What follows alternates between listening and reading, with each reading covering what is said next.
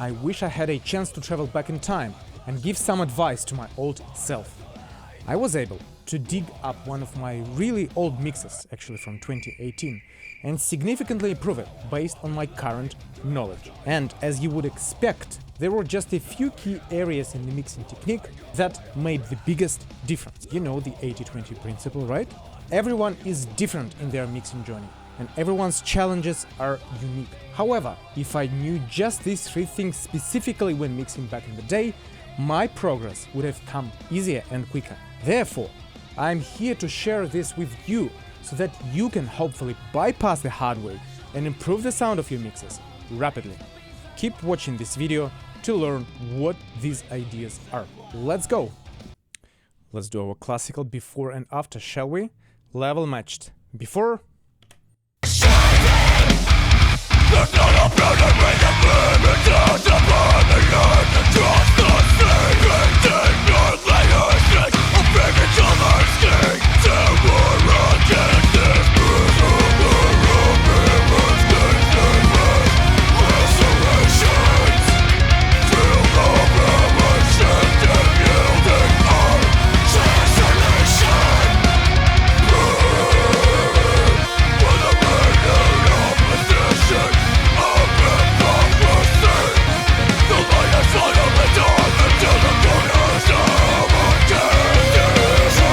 This doesn't sound extremely bad, and I should pat myself on the back 5 years ago for balancing the elements quite decently. The main issues that I see with the mix is it is sounding weak, the drums are not heavy enough, it sounds boxy, and it also sounds harsh.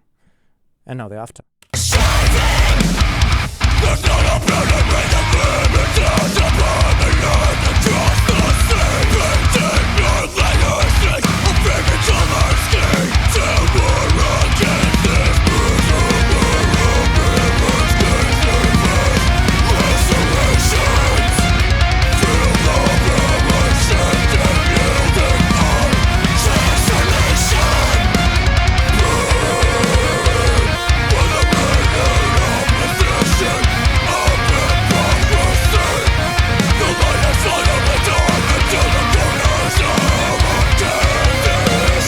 Although this isn't perfect either, and I've spent just some time to refine the main issues, this mix sounds immediately more energetic, immediately more relevant to the genre, and just stronger and cleaner at the same time. It doesn't have that harshness, and it has those punchy, aggressive drums that are very decently controlled as well.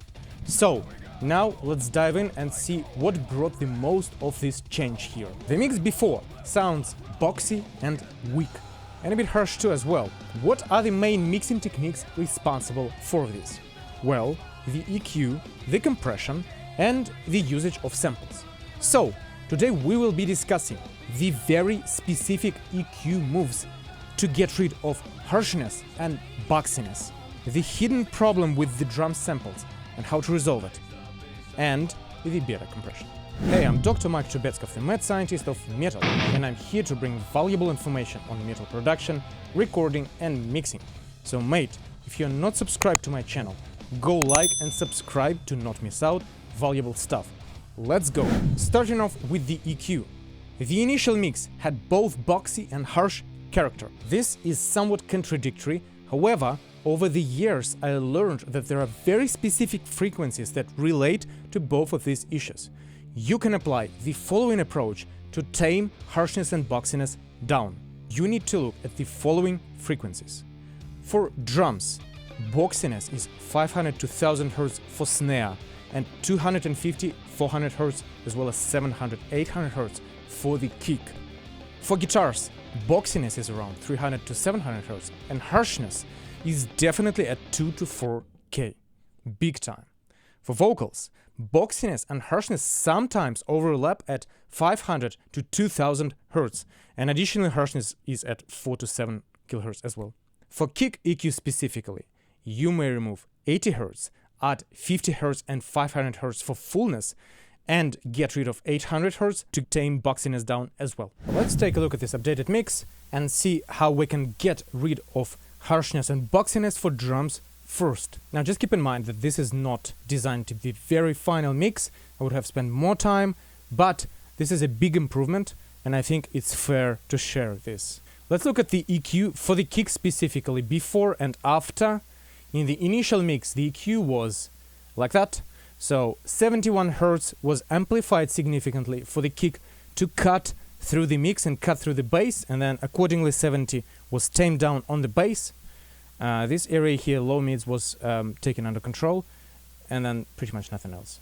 In the new mix, you can get rid of that 70 Hz actually, because that's the old way for the kick to cut through, and instead add lower end, 50 to 60 Hz. Lower mids stays intact, however, 7 to 800 Hz is significantly pushed down in order to clean the kick up, and then 3K is also somewhat tamed down. There is another equalizer here, which is this one here. And you can see that this area here, 200 Hz, had a bit of a boxiness and muddiness to it as well, so that I decided to push it down. Now let's listen to it, how the kick was with the previous EQ and now with the new one. Before.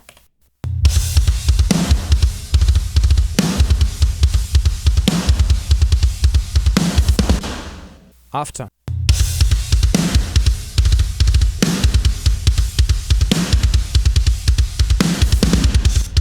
It's quite an improvement. The kick sounds significantly cleaner, more powerful, yet retains its fundamental and still cuts through. Looking at the snare now. Snare before had very little processing, just this EQ here. In order to fix this up, let's actually listen to how the snare sounded just with this EQ.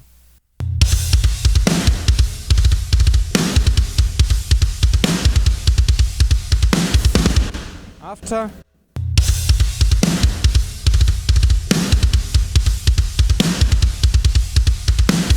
How again the snare got refined.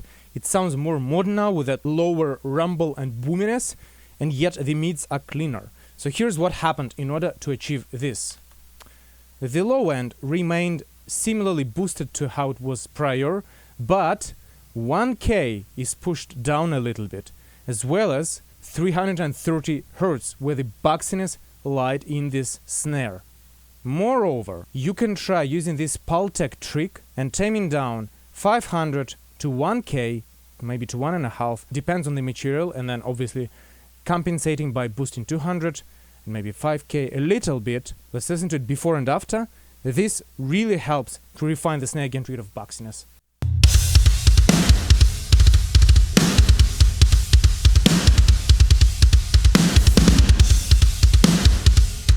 Just sounds within the boundaries of the style now, which is good and needed. Alright, let's consider the guitars now, and this is quite straightforward, but I feel like it's easy to miss as well. Here are the guitars before the EQ that I have added.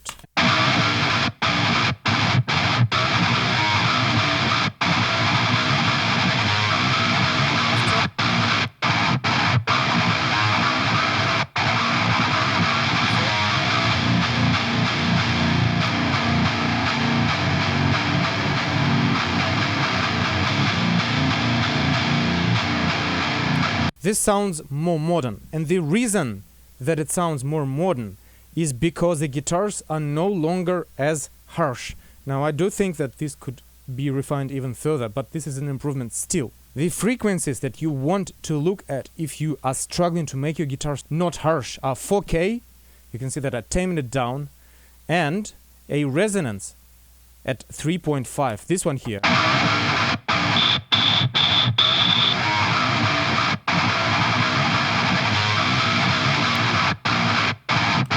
This cleans the tone significantly and allows it to stay in the mix nicely. Looking at vocals now. Striving!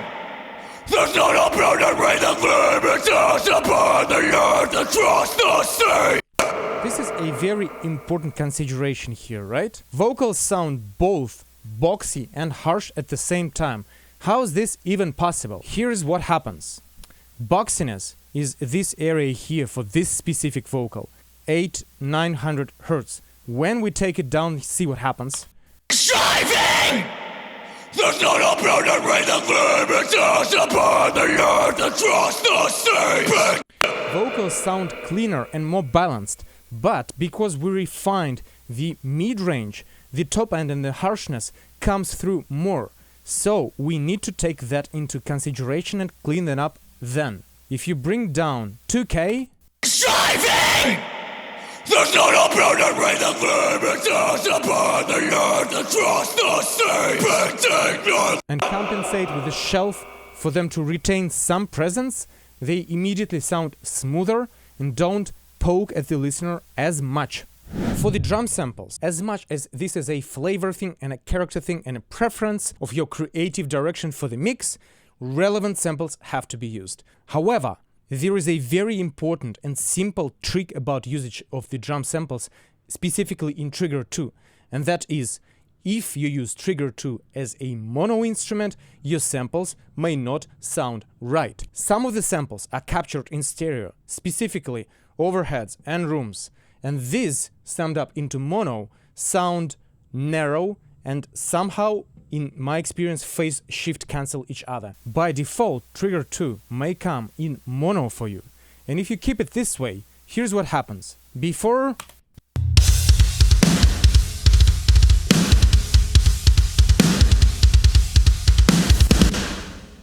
and after.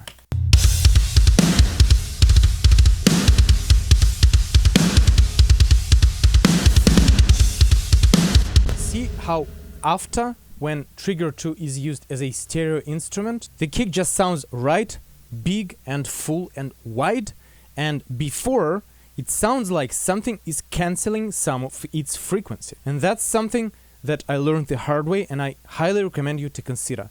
By default, I would suggest keeping Trigger 2 in stereo unless you have a good reason not to.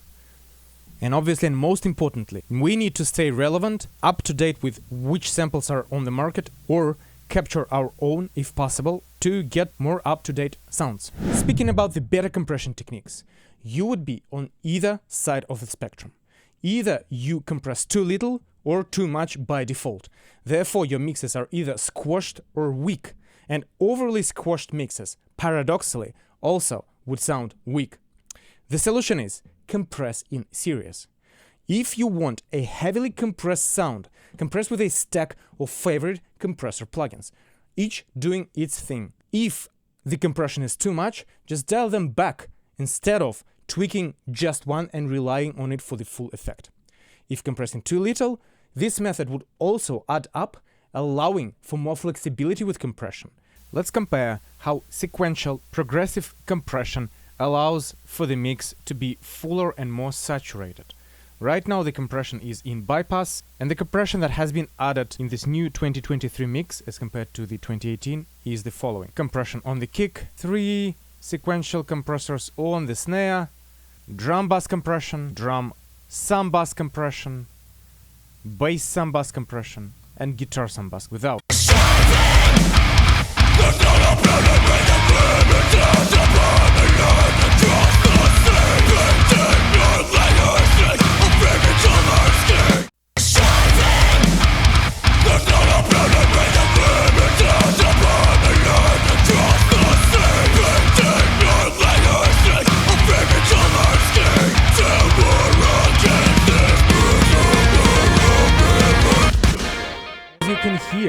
By applying this sequential style of compression and adding a little bit to a moderate amount each time, you can make the mix fuller, more saturated, more modern, and paradoxically a little bit smoother.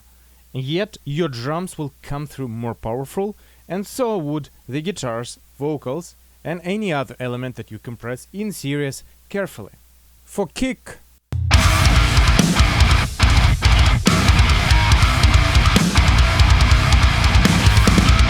quite an aggressive compression with slower attack and faster release was used. For snare,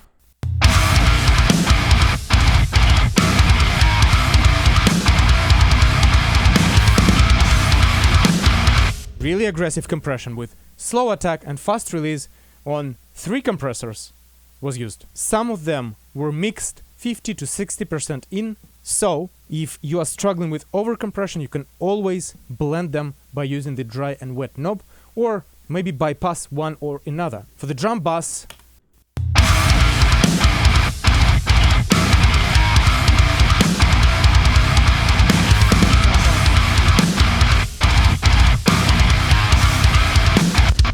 extra parallel compression was applied, 30 and maybe 70% here, and again, slower attack, faster release for guitar bass. Out.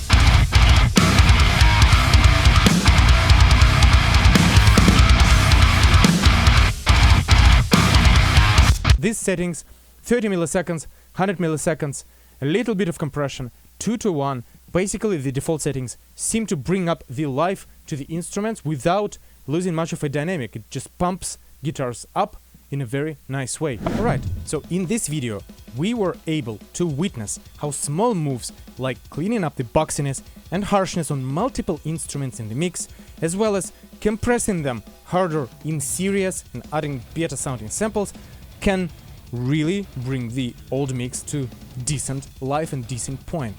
So, I hope that you find this useful and you can apply this successfully to your next mix or production. If you have any questions or want specific guidance, never hesitate to hit me up in comments, personal message is fine. Cheers, and until next time, take care.